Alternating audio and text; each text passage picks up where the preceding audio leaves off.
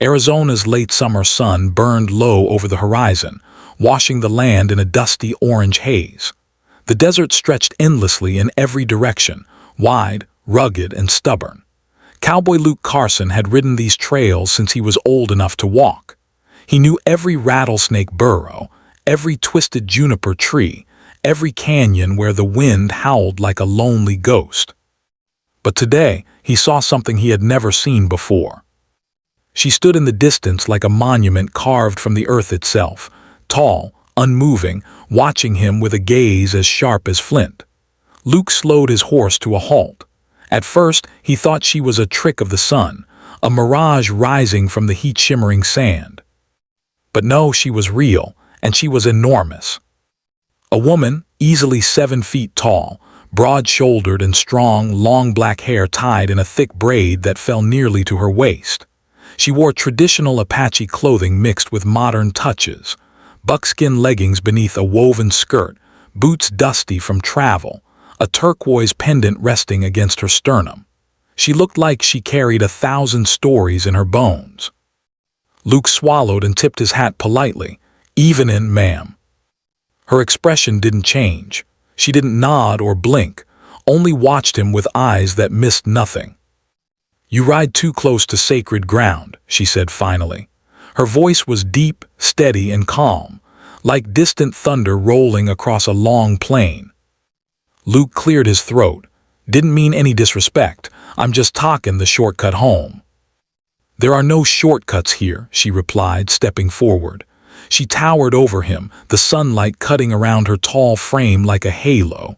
"Only paths that belong to the land, and those who respect it." Luke raised both hands. "Understood, I'll steer clear." He turned the horse slightly, but she wasn't done with him. "You are a cowboy." She said it like a fact carved into stone, not an insult, not quite a compliment. "Cowboys take more than they give." Luke chuckled nervously. "Some maybe, but not all of us." For the first time, a small spark of curiosity flickered in her eyes. "What is your name?" she asked. "Luke Carson." She nodded slowly as if weighing the truth of it. "I am Nyana, daughter of the White Mesa clan, guardian of the Northern Hills." Luke blinked. Guardian of what exactly? Before he could ask, a distant rumble echoed over the ridge behind them. Engines, the kind of vehicles that didn't belong on tribal land. Dust rose over the horizon like a storm creeping closer. Nyana's face hardened instantly. Luke frowned. "You expecting company?" "No," she said coldly, "and whoever they are, they should not be here." Her posture shifted, warrior steady, alert, ready. Luke tightened the reins. "If there's trouble, I can help." She cut him off with a sharp look. "Your help is not wanted." But Luke wasn't looking at her anymore.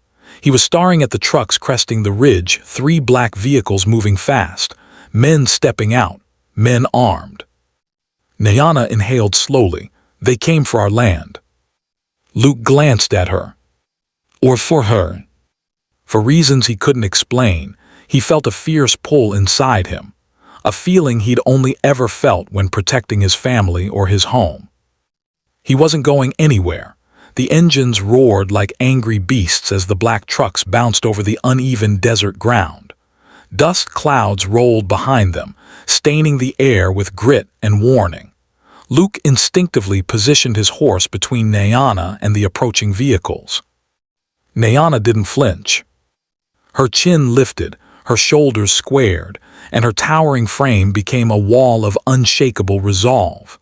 "Do not put yourself between me and them," she said without looking at him. Luke kept his eyes on the trucks. "Ma'am, I'm thinking, maybe you don't know how stubborn cowboys can be." "And you do not know how stubborn Apache warriors are," she countered sharply. He couldn't argue with that.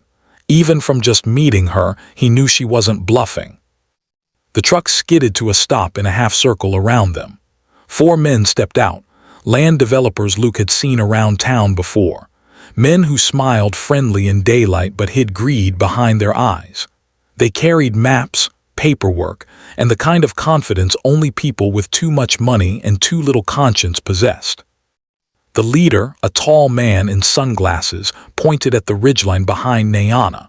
This land is being surveyed for development. You need to move. Nayana's voice dropped into a tone that could split stone. This is Apache land.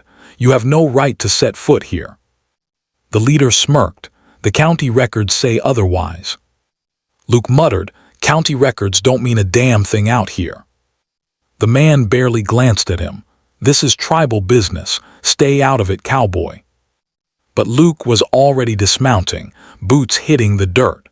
When I see people getting pushed around, it becomes my business. Nayana shot him a sideways glare, half irritation, half surprise. I told you before, she said, we do not need help. Luke folded his arms, and I told you I'm too stubborn to listen. The leader sighed dramatically. Look, lady. Nayana straightened to her full height, casting her shadow over him like an eclipse.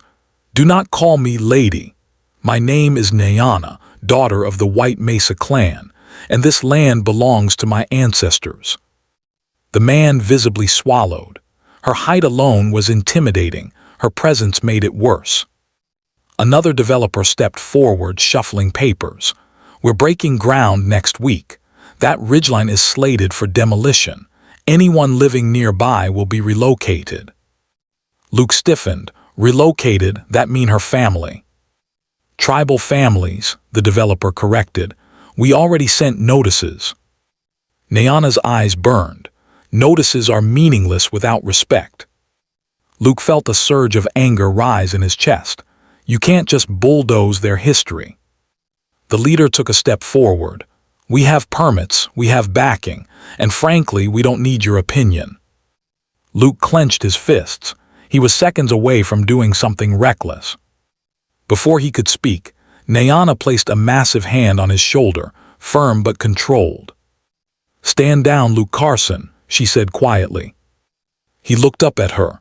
Her eyes weren't angry, they were calculating. Are you sure? He asked. Yes, she replied. This is not the place to fight.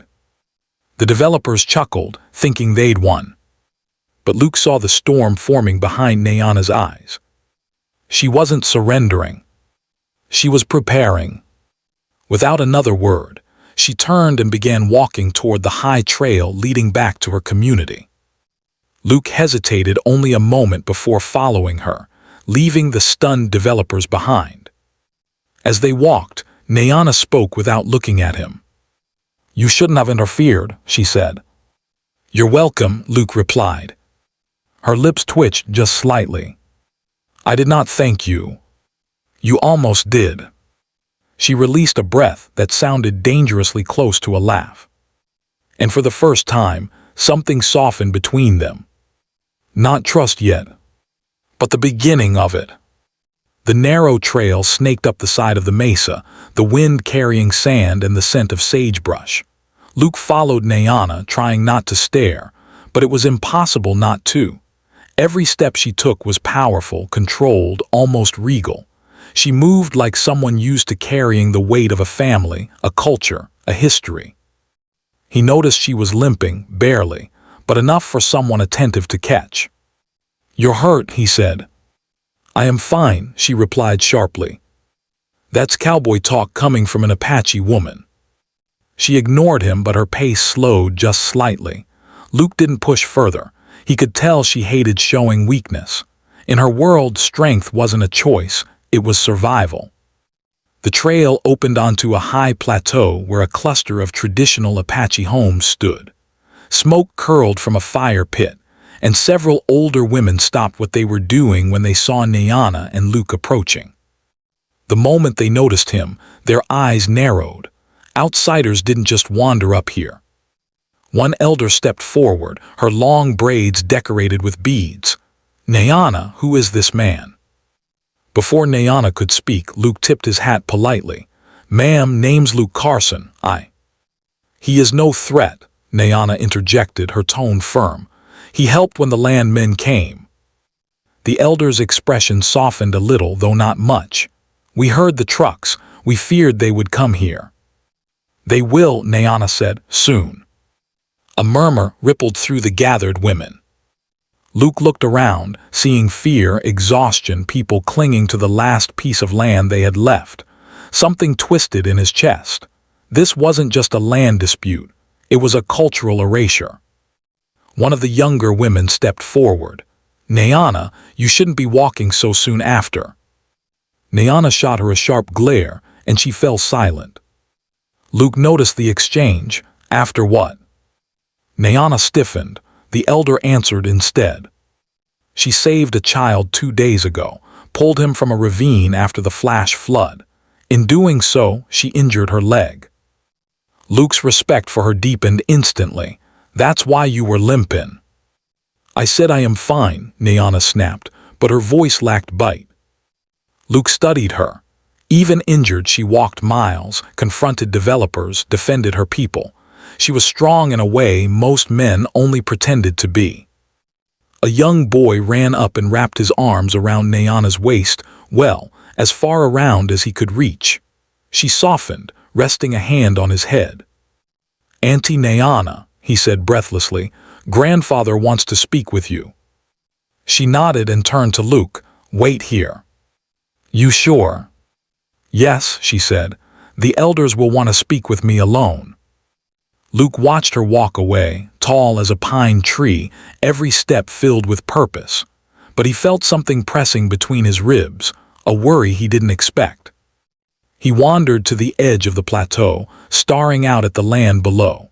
He could see the tire marks from the developers' trucks, the stakes they'd put into the ground, claiming the future. It made his blood boil. A voice behind him said, "You care for our Nayana already." Luke turned to see the elder woman again. He raised his hands defensively. "Ma'am, I barely know her." "But you feel something." She studied him with eyes sharp as eagle talons. "Be careful. She is strong, but she is also burdened." Luke nodded slowly. "I figured as much." The elder sighed. "She carries the weight of our people alone, perhaps too alone." Luke glanced toward where Nayana disappeared. "Maybe she doesn't have to." The elder's smile was small but knowing. And in that quiet moment, Luke realized something. He didn't just want to help. He wanted to stay. Nayana found Luke exactly where she expected, standing at the cliff edge, staring at the horizon like he was ready to challenge it. His hat was tipped back, the wind tugged at his shirt, and something in his stance looked unsettled. She approached quietly, but Luke still sensed her. "You done with the elders?" he asked. "For now," she folded her arms. "They wish to know why a cowboy is involved in our fight." "Fair question." "And what should I tell them?" she asked, one brow raised. Luke hesitated. He hadn't planned on staying involved. He wasn't the hero type, never had been. But seeing the fear in her people's eyes, seeing her stand tall when the world pushed down, something inside him shifted. "You tell him the truth," he said. "I ain't letting land thieves run you off your own home." Nayana's jaw tightened, an expression between gratitude and stubborn pride. "You speak boldly, cowboy." "You live boldly," he replied. She didn't respond to that, not verbally, but something in her gaze softened, just a flicker before she turned away. "Walk with me," she said. They moved along a path shaded by junipers. The plateau felt sacred, quiet. But underneath that quiet, Luke sensed tension, like a storm held its breath. "Today," Nayana said, "the developers sent a warning." Luke stiffened. "What kind of warning?" She reached into her satchel and handed him a torn piece of metal, part of a bulldozer plate, spray-painted with a message. "Move or we move you." Luke's jaw clenched. "Cowards." "It is not the first time," she said, "but it is the closest they have come to our homes." Luke studied her profile, strong, tall, proud, but beneath all that strength was something else, a worry she refused to admit. "How long has this been going on?" he asked. "Since last winter," she answered. "They want to build a luxury resort. They claim our land is unused, empty." Luke scoffed. "It sure as hell ain't empty." Nayana stopped walking. The developers received a permit they should not have. Someone in the county took money to push it through. Luke's eyes narrowed. You know who? Yes, her expression darkened. Sheriff Dalton. Luke felt that like a punch. Dalton was a man he'd known for years, a drinking buddy of local ranchers, a familiar face at rodeos. Luke never trusted him fully, but he didn't think the sheriff would go this far. That bastard, he muttered. Nayana continued walking. We tried to fight legally, we lost. We tried to protest. We were ignored. Now, she exhaled. Now they threaten us. Luke shook his head. They're making a mistake. What do you mean? They think you're alone. Nayana didn't respond at first. Then she said quietly, and you, are you willing to stand with us? Luke met her eyes squarely. I already am. The wind carried silence between them, charged heavy. A hawk cried overhead. Finally, Nayana said, then there is something you must see. She led him through a narrow cut in the rock to a hidden alcove. Inside, carved into the sandstone, were symbols, handprints, and ancient markings untouched by time. This, she said reverently, is why they want the land. They discovered this site months ago. They plan to destroy it before anyone learns what it holds. Luke felt awe ripple through him. This is incredible. This is our history, Nayana said softly. Our ancestors, our story. She turned to Luke. And unless we fight together, it will be erased. Luke looked at the carvings, then at her. Then we fight. Nayana didn't smile.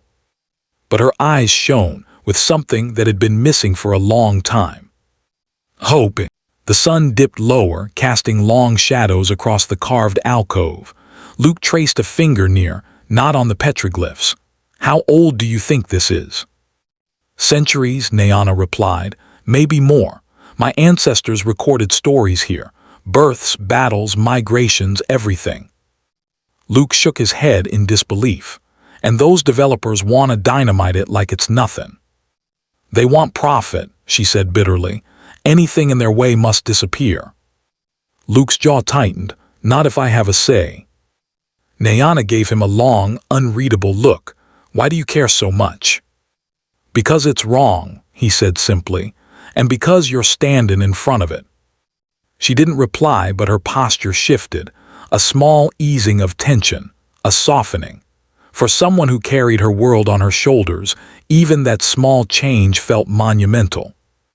Before she could respond, a faint rumble echoed from the direction of the valley floor. Both of them froze. Luke stepped toward the cliff edge.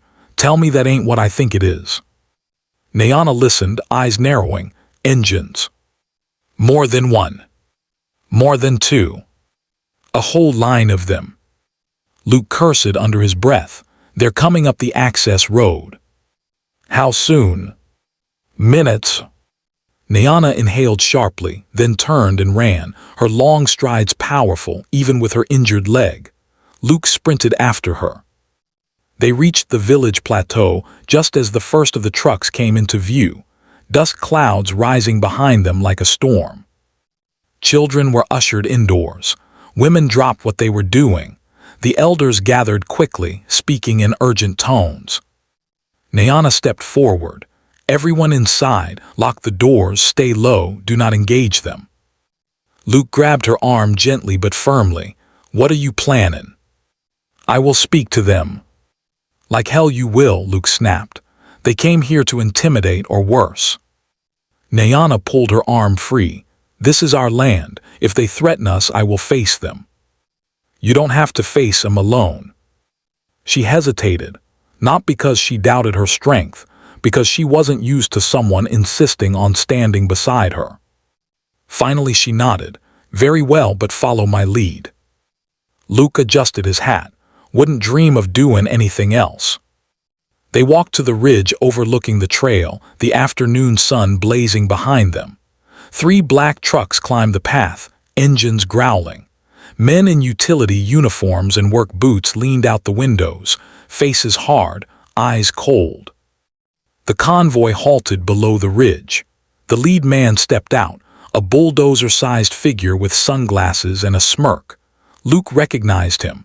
Brett Holloway, head of development operations, Dalton's drinking partner, a man with a reputation for getting what he wanted by any means necessary. Holloway cupped his hands and shouted, "We're moving equipment through here by tomorrow morning. You've got one night to clear out." Nayana stepped forward. "This is sovereign land. You have no authority here." Holloway grinned. "Authority comes from whoever signs the checks, and believe me, those signatures outrank your tribal complaints." Luke's fists clenched. "You're trespassing."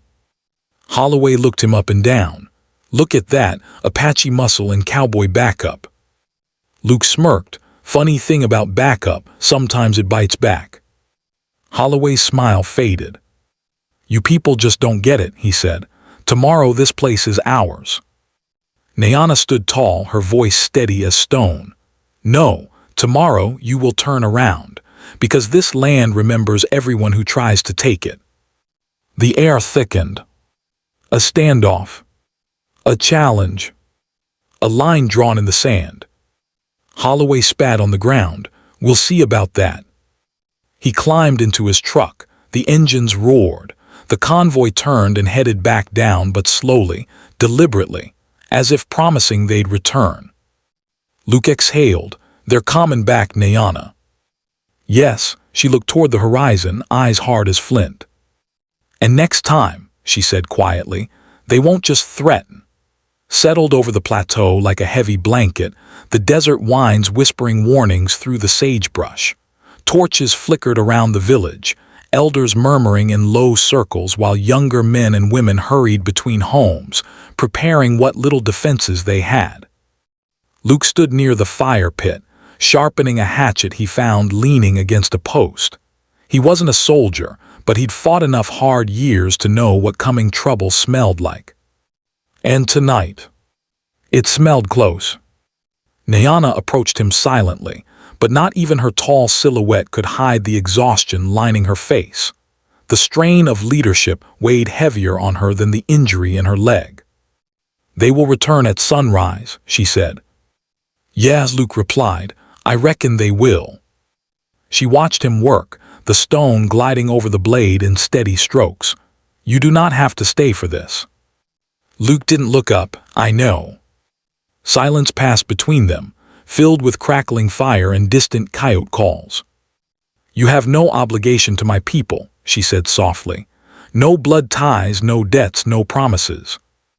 Luke finally raised his gaze to hers. "Don't need 'em." For the first time all day, her expression shifted, not fierce, not guarded, but uncertain. Luke wiped the blade and set it down. "Look, when Holloway talked today, when he threatened this place, something burned inside me." He shook his head. "Not anger, something else." Nayana folded her arms, not defensively, but like someone bracing for truths she wasn't used to hearing. "You care," she said. "Yeah," Luke admitted, "I care." She lowered her eyes, and for a moment, the tall, powerful Apache woman who intimidated half the county looked surprisingly vulnerable. "Caring gets people hurt," she whispered. "So does Bane alone," Luke replied. "And you've been carrying this whole fight on your shoulders." Nayana looked away toward the darkened horizon. "A leader protects their people with everything they are."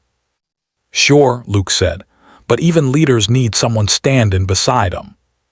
Her breath hitched, not much but enough. Before either of them could speak again, a group of village youths approached. One boy, barely 15, spoke urgently. "Nayana, the elders want you. They're preparing the sacred bundles." She nodded. "Tell them I'm coming." The youths ran off. Nayana began to follow, but Luke stepped beside her. "Sacred bundles?" he asked. She hesitated. "Our traditions. Before conflict, we gather blessings for courage, guidance, and protection." She started walking again, and Luke matched her pace. "So you're getting prepared?" "No," she looked ahead. "We are preparing everyone else." Luke frowned. "What about you?" She paused, turning to him slowly. "A leader protects," she repeated, "even if it costs everything." The meaning hit Luke like a punch. You're not sacrificing yourself for these people, Luke said, voice low and firm. Not while I'm here. Nyana's eyes softened just a little. Cowboy, you cannot fight fate. Maybe not, Luke said, but I sure as hell can fight Holloway. A faint smile ghosted across her lips. You are stubborn. Strong company'll do that to man. She shook her head, but he saw the warmth flicker there, something she didn't show easily. Then her expression hardened again. Tomorrow, she said, we stand our ground. Luke nodded, side by side. A drum sounded in the distance, slow, steady, ancient. Nyana closed her eyes, drawing strength from it. When she opened them, firelight glowed in their depths. Then tonight, she said, we pray. And tomorrow, we fight. Dawn crawled over the desert like a breathless warning. The sky glowed blood orange, stretching across the mesa as if the land itself knew a battle was coming. A cold wind swept through the village, rattling the wood beams and stirring the dust at everyone's feet. Luke stood ready long before the sun crested the horizon. He slept barely an hour, if at all. Each time he closed his eyes, he saw Holloway's trucks, saw the threat in their smirking faces. Saw what would happen to the Apache village if no one stood up. He tightened his belt, adjusted his hat, and checked the rope, hatchet, and knife at his side. He wasn't armed like a soldier, but he was ready like a man with something to protect. Nyana approached from behind, tall and steady, wrapped in a ceremonial patterned blanket. Her face was painted with simple white markings across her cheekbones and brow, symbols of protection and leadership. Luke paused, struck by the sight. You look, he cleared his throat, like someone fate shouldn't mess with. Good, she said, because fate arrives today. The drums started again, deep, slow, ancient. Villagers gathered, forming a tight semicircle around the elders. Smoke curled from burning sage, lifting prayers into the morning sky. Elder Mara stepped forward, holding a carved wooden bundle wrapped in deerskin. She touched it to Nyana's chest, then Luke. For courage, she whispered, for clarity, for the ancestors to guide your steps. Luke swallowed, thank you, ma'am. You walk with our warrior today, the elder said. Do not break that bond. I ain't breaking nothing, Luke replied. Nyana's eyes softened at the elder's words, but she quickly steeled herself. The sound of engines echoed faintly in the distance, still miles away, but growing. They are coming, she said. Let 'em, Luke answered. They walked to the ridge where they'd confronted Holloway yesterday. This time they weren't alone. 24 tribe members spread behind them, men and women, old and young, armed with nothing but resolve, tools, and a few hunting bows. Luke glanced at their faces and felt a tightness in his chest. These folks ain't fighters, he murmured. They are protectors, Nyana replied, and that is stronger. The engines grew louder, now unmistakable. Dust clouds rose far down the slope as the black trucks pushed forward, bigger in number than yesterday. 7 trucks. Maybe 8. Luke exhaled sharply. They brought a damn army. Nyana's expression didn't change. Then they fear us more than we thought. The convoy halted halfway up the trail. Workers in hard hats climbed out. Then Holloway stepped forward, grinning like a man who believed victory was already his. Morning, folks, he shouted. Today's the day, move aside or get removed, last warning. Nyana stepped forward until she stood tall on the cliff's edge, towering like a monument carved into the land. This is our home, she said, voice firm and resonant. You will not pass. Holloway laughed. Lady, you're 7 feet tall, not bulletproof. Luke moved beside her, shoulders squared. She ain't alone. Holloway's grin vanished. Nyana lifted her chin. We stand together. Luke added, and if you want this land, you'll have to go through us. Holloway signaled his men. They began reaching for their gear. But the tribe didn't move. Not an inch. A wall of silent, defiant strength. Holloway's voice rang out, Last chance. Luke whispered to Nayana, "Whatever happens next, I'm with you." "For my people," she said. "For all of us," Luke corrected. The engines roared. Workers stepped forward. The first true moment of collision hung in the air. Terrifying. Electric. Inevitable. And then, the world exploded into motion. The first worker lunged up the trail, boots slipping on the loose rock. Behind him, more men followed, their shouts echoing off the canyon walls.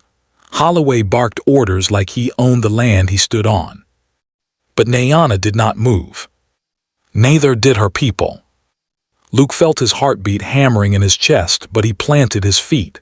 "No backing up now," he murmured. "Never," Nayana replied. The workers reached the halfway point, just close enough to intimidate, but not yet willing to swing first. Their uncertainty hung thickly in the cold morning air. Elder Mara suddenly stepped forward, raising both hands. Her voice rang out, not loud but clear, ancient, powerful. "This land is protected. By law, by blood, by history. Turn back." The workers hesitated, a few slowed, one stopped altogether. Holloway growled, "Keep moving, they're bluffing, no one's watching."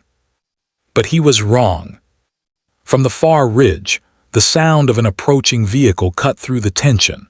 Dust rose behind a white SUV racing toward them. The truck parked at the base of the trail, and a county car pulled up behind it. Two people stepped out. A woman in a khaki vest with a badge, and a man carrying a camera. Nayana stiffened, the deputy superintendent and federal media. Luke's eyes widened. Someone tipped him off. "The elders," she whispered. "They sent messages last night, quietly." The official stepped forward, raising a hand. "Stop. This entire area has been flagged as a potential sacred archaeological site. Any destruction, trespassing, or forced removal is a federal offense." Holloway spun around. "This land was cleared for development." "No," the official cut in sharply. "Your permit was reviewed this morning. It was illegally granted. Under emergency order, all construction and entry are suspended as of right now." The workers froze. Holloway's face drained of color. "You can't do this." "Oh, I can," she replied, "and I am." Luke grinned. "Looks like your clock ran out." The cameraman filmed the entire exchange. Holloway tried to block the lens, but the official stepped around him. "Mr. Holloway," she said sternly, "your company will be investigated, and Sheriff Dalton has been placed under suspension for taking bribes." Nayana lifted her chin. "The land speaks for itself." Holloway stared at the resistance on the ridge, the tribe standing united, Luke unwavering at Nayana's side, the carvings hidden overhead, and for the first time he realized he'd lost. Completely. "Everyone back in the trucks," he muttered to his men. "We're done here." One by one, the workers climbed back into the vehicles. Engines roared, tires spun, and the convoy retreated down the trail, defeated. Nayana watched them disappear into the desert. The wind carried away the last traces of dust, leaving the mesa silent again. Luke exhaled slowly. That actually worked. She turned to him, expression softening, really softening for the first time since they met. "You stood with us, with me." He shrugged, though his chest felt warm. Wasn't ever gonna do otherwise. Nayana stepped closer, her height casting a protective shadow over him. "You've proven yourself more than a visitor," she paused. "You are part of this land now." Luke smiled. "Only if you want me to be." For a long moment, Nayana held his gaze. Then she placed a hand, large, warm, steady, on his shoulder. "I do." The tribe erupted in relieved cheers as the elders approached, embracing Nayana and thanking Luke. Children danced. Drums sounded again, this time not for war but for victory. Luke looked out over the plateau, sunlight washing the carvings in gold. "You saved history," he said softly. "No," Nayana corrected gently. We saved it. And for the first time in a long time, the land felt truly safe. The fight was over. The future finally could begin. The end.